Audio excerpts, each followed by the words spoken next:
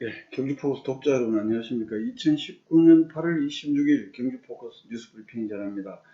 먼저 오늘 톱부터 전해드립니다. 오늘 톱은 경주시의회가 의장, 부의장 선거에서 현재는 사전 등록을 하고 또 그 선거 당일날 정견 발표를 하도록 하는데요. 이 회의 규칙을 개정해서 이 의장, 부의장 선거에서 앞으로 사전 등록도 하지 않고 또 정견 발표를 하지 않는 방향으로 이렇게 회의 규칙을 개정을 했습니다. 재직의원 전원을 후보자로 해서 모든 의원이 한 명의 이름을 표기하는 방식, 이른바 교황식 선출 방식으로 이렇게 다시 환원해버린 겁니다. 경주시의회 의회 운영 효율을 높이기 위한 조치다 이렇게 강조하지만 일각에서는 경주시의회 스스로 선진적으로 이렇게 마련했던 제도를 퇴행시킨 것 아니냐 이런 비판도 있는데요.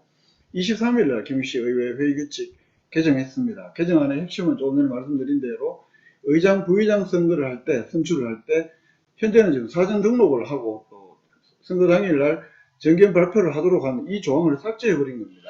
이 제도는 지금처럼 사전 등록을 하고 또 선거 당일날 정견 발표를 하도록 한 것은 4년 전에 만들어진 겁니다. 당시 신설한 회의 규칙 제8조 2항 의장, 부의장 선거에서 후보자 등록 규정인데요.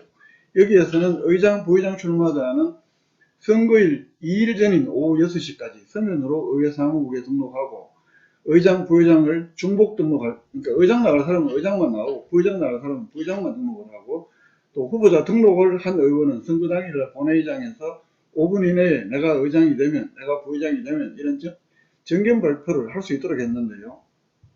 이런 제도를 마련한 것이 경주시의회가 아주 잘나서 스스로 이렇게 물론 이 회의 규칙을 만든 건 의회지만 당시 상황이 좀 의회가 이렇게 개선을 할 수밖에 없는 상황이 있었습니다. 왜 그러냐면 이때에도 이른바 교황식 선출 방식 여기에 대한 문제점이 굉장히 많이 좀 비판이 많았습니다. 21명 전원이 후보이자 투표자이며 또 공식 출마자나 후보가 없는 상황 이런 방식은 고질적으로 되풀이되었던 의장 선거에서의 금품 수수 의혹들, 혼탁 선거, 또 의원 간 밀실 거래의 온상 이렇게 지목이 되면서 제도 개선이 필요하다 이런 의견이 적지 않았습니다. 의장단 후보에 대해서 사실은 정견 발표도 들어보고 그런 자질과 역량을 검증하는 시스템도 정무한 속에서 그나마 5분 동안이라도 정견 발표라도 듣고 투표하는 것이 맞지 않냐 이런 여론도 있었고요. 특히 기초의원에 대해서 정당 공천제가 도입된 이후에는 경주 같은 경우는 자유한국당 그러니까 다수 정당의 지구당 당협위원장 국회의원이 의중이 의장 부의장 선출을 하는데 막강한 영향력을 행사하더라. 그래서 지방자치하고는 조금 어긋나는 거 아니냐 이런 비판들이 많이 있었고요. 여기에다가 경주시 의회의 경우에는 아까도 말씀드렸다시피 의장 부의장을 사전 등록을 하고 이렇게 제도를 신설하게 된 게 2012년 6월 달에 있었던 제6대 후반기 의회 의장 선거 관련해서 의원 2명이 한 명은 출마자, 한 명은 일반 의원 돈을 주고 받은 사실이 드러나서 구속이 되기도 했고 그런 엄청난 후유증을 겪었기 때문에 이 경주시의회 의장 선출 방식 개선돼야 된다 이런 여론에 따라서 2014년 4월 달에 아까 말씀드렸다시피 사전 등록제, 정견 발표 이런 조항을 신설했던 겁니다. 결국 이번에 이 8조 2항 전체를 삭제하면서 다시 5년 전 신설하기 전으로 교황식 선출 방식으로 되돌아간 셈인데 여기에 대해서 경주시의회에서는 선거 절차 간소화 그리고 그래서 의회의 효율적인 운영을 깨야겠다 이런 목적 그리고 집행부는 통상적으로 선거 있는 해에 7월 1일날 바로 출범을 하는데 시의회의 경우에는 사전 등록제를 하게 되면 임기가 7월 1일부터 시작이 되기 때문에 통상적으로 3, 4일 의회 출범이 늦어진다. 집행부보다 이런 불균형 이런 차이를 간극을 좁히기 위해서 불가피한 조치가 아니냐 이렇게 설명을 하고 있고요. 또 시의회 운영위원회 전문위원회의 경우에는 2014년에 이 제도를 도입을 할 때는 굉장히 좀 경주시의회가 여러 가지 내용 속에서 불가피한 측면이 있었다. 그러나 당시에도 논란이 많았지만 우여곡절 끝에 이렇게 좀 선택한 측면이 있다. 전국 지방의회의 80 내지 90%가 이 교황식 선출 방식을 시행하고 있고 또 집행부와 의회의 출범을 동시에 맞추기 위해서라도 이런 사전 등록제는 불필요하다. 이렇게 설명을 하고 있고요. 이건 또 시의회 전체 의원 간담회에서 전체 의원들의 동의를 받고 이번에 회의 규칙을 개정을 했다. 이렇게 설명을 하고 있습니다. 시의회는 그러면서 동시에 경상북도 내 23개 시군 가운데 지금처럼 경주처럼 사전등록제를 시행하는 것은 경주하고 울진뿐이더라. 그리고 경상남도에서는 18개 시군 가운데 9개 시군만 하더라. 또 경기도는 31개 시군 가운데 3개만 사전등록을 시행을 하더라. 이만큼 압도적으로 교황 선출제가 많다는 것을 설명을 하고 있는데요.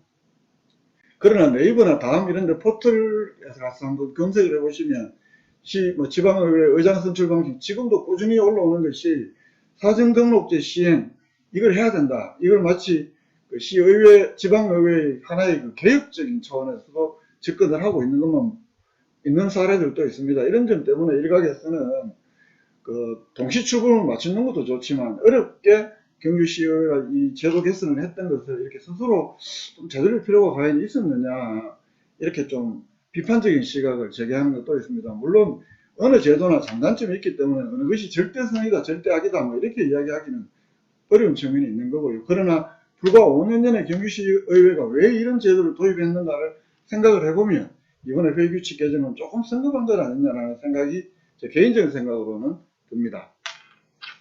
예, 두 번째 소식 전해드리겠습니다. 오늘 안타까운 소식도 있었습니다. 상수도 관로 이슬공사장에서 50대 노동자가 흙이 무너지면서 거기에서 숨지는 사고, 어제 오후 3시 10분 경기 충효동 그 중앙교회 뒤편 그 충효 배수지 일원 상부효행관 국도대체 우회도로 상수관로 이슬공사 현장에서 일어난 안타까운 사고인데요. 65년생입니다. 사망하신 인부가 안타깝게 사망을 했고요. 고해의 명복을 빕니다. 세 번째 뉴스 보시겠습니다. 경주시 동해남부선 중앙선 이 폐철도 철로가 운행이 중단되면 이 폐철도를 어떻게 활용할 것이냐, 앞으로 경주시의 도시 미래를 좌우할 이런 중요한 사안이다까지도 이야기하는 분들이 많은데요. 경주시에서는 그래서 오늘부터 그 폐철도 활용사업단 TF를 구성했고 가동을 한다고 합니다. 그동안 그 미래사업 추진단, 도시공업과 도시재생과 이렇게 여러 과에서 분산 추진해 하던 사업을 좀 총괄적으로 체계적으로 추진하기 위해서 전담 TF 태스크포스를 신설한다는 이야기고요. 이 동해남부선 중앙선 복선화 사업이 진행 중인데 이 사업이 종료가 되는 2021년에 되면 경주시 전체 구간에서 한 74.4km 정도의 폐철로, 이건 전국 지자체 가운데 가장 긴 거리라고 합니다. 그래서 이 폐철도 부지 활용에 대해서는 이번에 그 폐철도 활용 사업단에서 좀 더 종합계획도 수립을 하고 폐역사 활용 방안이라든지 경주역 부지 활용 방안이라든지 또 폐선 부지를 활용하는 그 신교통수단 도입 등 이런 것들을 전담해서 추진하게 된다고 합니다. 말 그대로 경주시의 어떤 한 미래를 좀 새롭게 그리는 작업인 만큼 매우 중요한 역할이 될 것 같습니다. 예, 다음 뉴스요.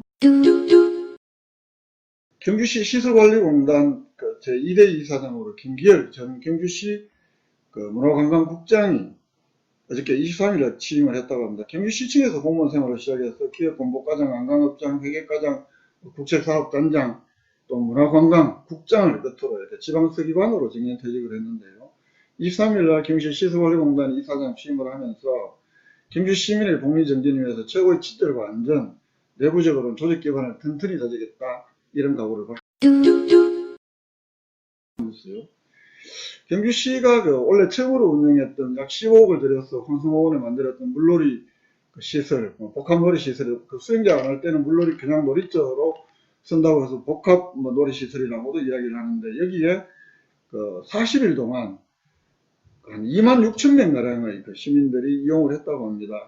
아까도 말씀드렸다시피 황성호 예술의 전당 동편에 있는 이 물놀이장 15억 투입했고, 물놀이 어린이 놀이시설 6종, 샤워실, 탈의실, 화장실, 휴게쉼터 지난달 15일날 개장을 해서 25일 어저께 폐장을 할 때까지 40일 동안 운영을 했는데 21,666명이 이용을 했고, 40일 동안 7월 30일에 이 하루 동안에 최고 많았던 날은 1,300, 평일날 최고 많았던 날은 1,343명, 휴일날 7월 28일날 가장 많았던 날은 1,605명, 이 정도로 많은 시민들, 어린이들 등 시민들이 이용을 했다고 하는데요. 이 때문에 이게 그리고 원래는 어딥니까? 화랑마을에도 물놀이장을 개장을 했고, 그래서 그런지 아무래도 봉건 쪽에 있는 좀 비싸고 대형 물놀이장은 영업이 좀 덜 됐는지는 모르겠습니다.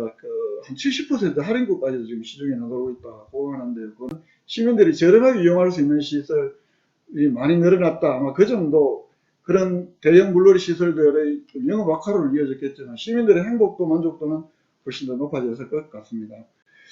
이 뉴스 이외에도 경주시의 올해 첫 별배기 행사 23일 날 있었다는 이야기, 시립도서관 9월달 독서의 달을 맞아서 다양한 행사들 준비하고 있다는 것이, 또 경북 경주교육지원청에서는 어린이 통합버스 안전점검 집중적으로 한다는 이야기, 그리고 며칠 전에 전해드렸습니다만 경주시가 상습 체납차량 자동차 번호판 연치 9월달 한 달 동안은 주로 새벽 시간대에 집중적으로 연치 활동을 한다고 하는데요.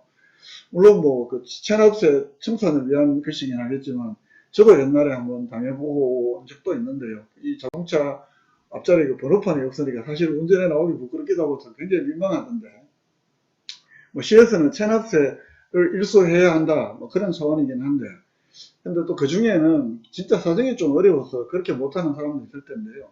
약질 체납자하고 이 사정이 어려워서 이 체납자하고 이 좀 구분은 어떻게 불가능할까요? 마지막으로 그런 생각을 한번 해봤습니다.